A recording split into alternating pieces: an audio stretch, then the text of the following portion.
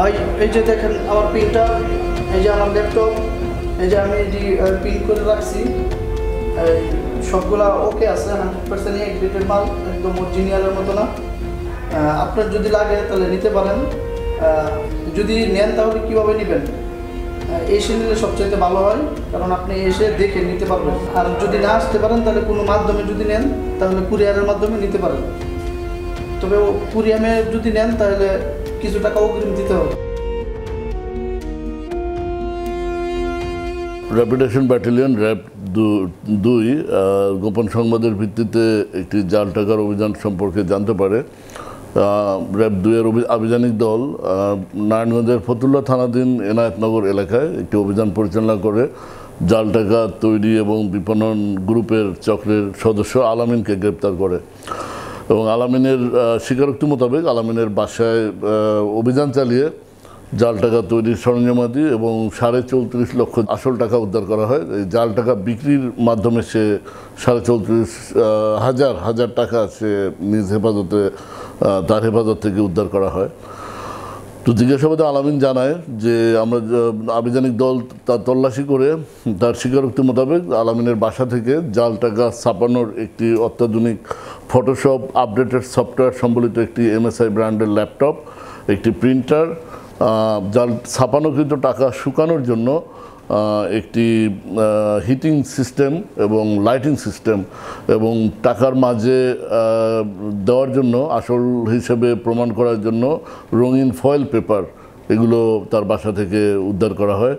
পাশাপাশি 500 এবং 1000 টাকা সমমানের নোট জাল টাকা ছাপানোর জন্য বান্ডিলকৃত সাদা কাগজ, যেগুলোর উপরে সে নকল টাকা ছাপাতো, সেই বান্ডিলকৃত কাগজ, কাটা কাগজও উদ্ধার করা হয়। এই আলামিন 1 লক্ষ জাল টাকার বিনিময়ে 9,000 টাকা আসল টাকা, এই রেটে সে জাল ছাপানোকৃত টাকা বিক্রি করত। অর্থাৎ কেউ যদি তার কাছ থেকে 1 লক্ষ জাল টাকা নিত তাহলে সে আসল 9,000 টাকায় তা বিক্রি করত। এই আলামিন এবং তার সহযোগী চক্ররা এই পবিত্র ঈদুল আজহাকে কেন্দ্র করে এই গরু ছাগলের হাটে এই জাল টাকা ছড়িয়ে দেওয়ার একটা পরিকল্পনা নিয়ে তারা এই টাকা ছাপাচ্ছিল। তাদের পরিকল্পনা ছিল এই নারায়ণগঞ্জ থেকে এই টাকাগুলো ছাপিয়ে ঢাকার মহানগরের বিভিন্ন গরুর হাটে এই টাকাগুলো তারা ছড়িয়ে দিত এবং 1 কোটি টাকা তাদের ছাপানোর একটা টার্গেট ছিল। প্রতি 1 লক্ষ টাকা জাল টাকা সে 9,000 টাকায় বিক্রি করার জন্য নির্ধারণ করেছিল এবং ইতিপূর্বে বিক্রিও করেছে। আমাদের আভিযানিক দল তাকে যখন জিজ্ঞাসাবাদ করে যে জাল টাকা কিভাবে সে বিক্রি করে, তো জিজ্ঞাসাবাদের এক পর্যায়ে স্বীকার করে যে সে 2 ভাবে জাল টাকা বিক্রি করে।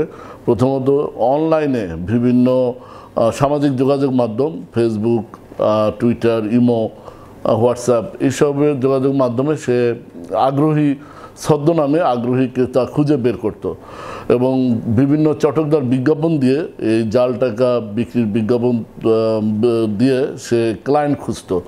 যখন কোনো ক্লায়েন্ট ঠিকঠাক হতো তখন সে কুরিয়ারের মাধ্যমে এই জাল টাকা তাদেরকে ঔষধের প্যাকেটে র্যাপিং করে এই জাল টাকা সে কুরিয়ারে তার নিজের ভুয়া ঠিকানা, রং ঠিকানা দিয়ে সে এই ক্লায়েন্টের ঠিকানায় পৌঁছে দিত এবং মাঝে মাঝে সরাসরিও সে জাল টাকা, বিশ্বস্ত ক্লায়েন্ট হলে সরাসরিও জাল টাকা ওই রেটে বিক্রি করত। তো আমাদের জিজ্ঞাসাবাদে সে তার আরও 2 সহযোগীর নাম উল্লেখ করে। আমরা তাদের গ্রেপ্তারের জন্য আমরা অভিযান পরিচালনা করছি, ফলো আপ অভিযান চলছে। তাদেরকে গ্রেপ্তার করার পর আমরা পরবর্তীতে তাদেরকেও এই আইনের আওতায় নিয়ে আসবো।